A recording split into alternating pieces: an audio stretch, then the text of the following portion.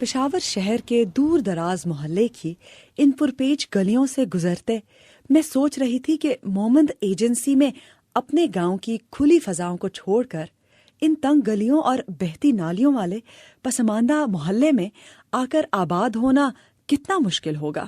جلد ہی مجھے اس سوال کا جواب مل گیا۔ 13 سالہ روبینہ نے اپنے چھوٹے سے گھر کے کچے پکے صحن میں کھڑے بھیگی آنکھوں سے اپنے گاؤں کو یاد کیا اور رو دی۔ روبینہ نے کہا، زما کلے ڈیر بہترین، میرا گاؤں بہت بہتر اور خوبصورت تھا، ہمارا گھر بھی بڑا اور کھلا تھا، لیکن زندگی بچانے کے لیے ہمیں اس جگہ آ کر رہنا پڑا۔ روبینہ کے ایک کمرے کے مکان کے باہر دروازہ نہیں ہے بلکہ ایک پردہ ہے، جسے اٹھاتے ہی میں ان کے صحن میں داخل ہو گئی۔ صحن کے ایک طرف لکڑی کی مدد سے بنایا گیا ایک باورچی خانہ تھا، جس کے پاس روبینہ کی بیوہ بھابھی پلوشا زمین پر بیٹھی تھیں۔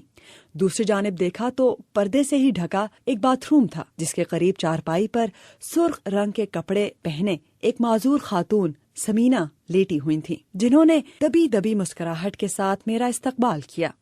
میں نے مسافے کے لیے ہاتھ بڑھایا تو پتا چلا کہ نہ صرف ان کی ایک ٹانگ کٹ چکی ہے بلکہ ان کا ایک بازو بھی زخموں سے چور ہے۔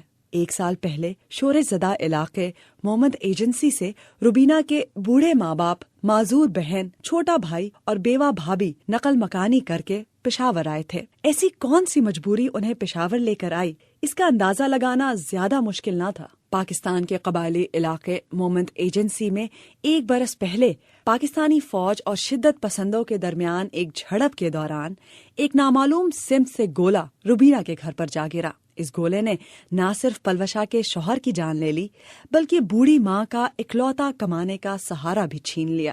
اس حملے میں روبینہ کا بڑا بھائی جان محمد ہلاک ہو گیا۔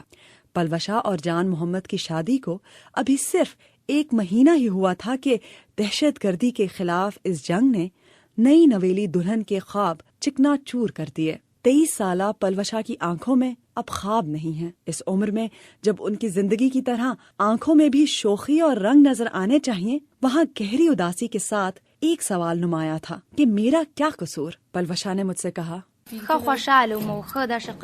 میں بہت خوش تھی اور ہماری زندگی محبت بھری زندگی تھی۔ عاشق تھا وہ میرا، جہاں میں جاتی تھی وہ میرے پیچھے دوڑا چلا ہوتا تھا۔ بہت خوش تھی میں۔ قبائلی روایات پر عمل پیرا ہوتے ہوئے پلوشا کے ساس سسر نے جان محمد کی ہلاکت کے بعد اس کی شادی اپنے چھوٹے بیٹے ناصر خان کے ساتھ طے کر دی ہے۔ ناصر خان کی عمر ابھی صرف 10 برس ہے اور وہ گاؤں میں 4تھی جماعت میں زیر تعلیم تھا۔ خاندان نے فیصلہ کیا ہے کہ جیسے ہی وہ کچھ رقم اکٹھی کرنے میں کامیاب ہو جائیں گے تبھی اس کی شادی پلوشا کے ساتھ کر دی جائے گی۔ پلوشا کی شرم اور معصومیت نے اسے اتنی اجازت نہیں دی کہ وہ میرے اس سوال کا جواب دے پاتی کہ کیا وہ اس شادی پر رضامند ہے۔ میں نے پلوشا سے پوچھا کہ یہ واقعہ کیسے ہوا تو قریب بیٹھی ایک محروم سمینہ بولی، میری والدہ میرے ساتھ کھڑی تھی اور میرا بھائی ریڈیو سن رہا تھا۔ سپہر کا وقت تھا کہ گولہ آ گرا۔ میں اور میری ماں دونوں ہی زخمی ہو گئے۔ بڑا بھائی مارا گیا، جتنے مال مویشی تھے سب مر گئے، گھر تباہ ہو گیا ہے۔ پڑوسی ہمیں زخمی حالت میں ہسپتال لے گئے اور ہمارے پاس پیسے بھی نہیں تھے۔ گاؤں کے لوگوں نے چندہ جمع کر کے ہمارا ابتدائی علاج کروایا۔ سمینہ کی عمر 24 سال ہے اور پشاور میں پناہ لینے سے پہلے گاؤں میں اس کے رشتے کے لیے بات چل رہی تھی۔ گاؤں چھوڑنے کے ساتھ ہی اس کی شادی کی امید نے بھی اس کا ساتھ چھوڑ دیا ہے۔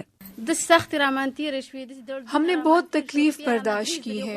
علاج کے دوران 3 مرتبہ میری ٹانگ کو کاٹا گیا۔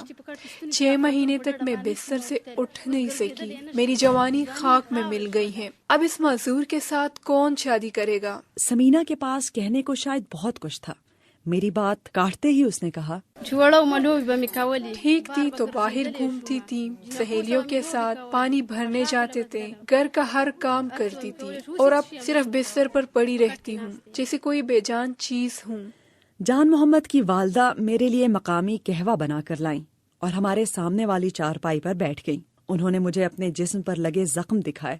پشاور کے کسی اسپتال تک ان کی رسائی حملے کے 1 سال بعد بھی ممکن نہیں ہو پائی ہے۔ میں نے ان سے پوچھا کہ آپ کا دوسرا بیٹا بھی عمر میں بہت چھوٹا ہے، لہٰذا گھر کیسے چلتا ہے؟ یہ میرا بوڑھا خاوند ہے اور میرا ایک 10 سالہ چھوٹا بیٹا ہے. ہمارے گھر میں کوئی مرد نہیں رہا اور میری بیٹیاں میرے ارد گرد بیٹھی ہے. بیٹے کو اسکول بھیجنے کے لیے میرے پاس پیسے نہیں ہیں. شہر میں اسکول والے کبھی سبز کبھی لال رنگ کے کپڑے پہننے کے لیے کہتے ہیں جو میرے بچے کے پاس نہیں ہے. میں یہ سب کہاں سے لوں؟ میرے بوڑھے خاوند کو تو کوئی کام بھی نہیں دیتا. یہاں میں یہ جاننا چاہتی تھی کہ جان محمد کرتا کیا تھا. یہی سوال میں نے ماجی سے کیا تو ان کا جواب آیا. میرا بیٹا کراچی میں مزدوری کرتا تھا. ہمارا تھوڑے پیسوں میں بہت اچھا گزارا ہوتا تھا. ہم خوش تھے. میرے بیٹے کی شادی کے 1 ماہ بعد ہی وہ ہلاک ہو گیا. جب ہوش آیا تو ہم سب ہسپتال میں تھے. ہمارا سب کچھ ختم ہو گیا. قبائلی علاقوں کے رسم و رواج کے مطابق گاؤں کے دیہاتی ایک دوسرے کا خیال رکھتے ہیں. سب ایک دوسرے کی خوشی اور غم میں شریک ہوتے ہیں.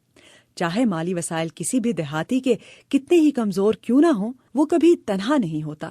پشاور میں رہتے ہوئے جان محمد کی ماں نے اسی کمی کو محسوس کیا اور اس کا اظہار انہوں نے پشاور کے ایک مقامی گانے کے چند بول سنا کر کیا. میں سیر کرنے کے لیے الازئی جاؤں گی. ہم اپنے گاؤں میں بہت خوش تھے، بہت زیادہ خوش تھے. ہمارے گاؤں میں لوگ عزت سے پیش آتے تھے. کبھی مردوں نے ہمیں گور گور کر نہیں دیکھا تھا. جیسے کہ یہاں ہمارا بہت خوبصورت گاؤں تھا. ہم اس کے لیے رو رہے ہیں. ہمیں اپنے گاؤں چھوڑنے کا بہت دکھ ہے. ہم یہاں ایک کمرے میں بند ہو کر رہ گئے.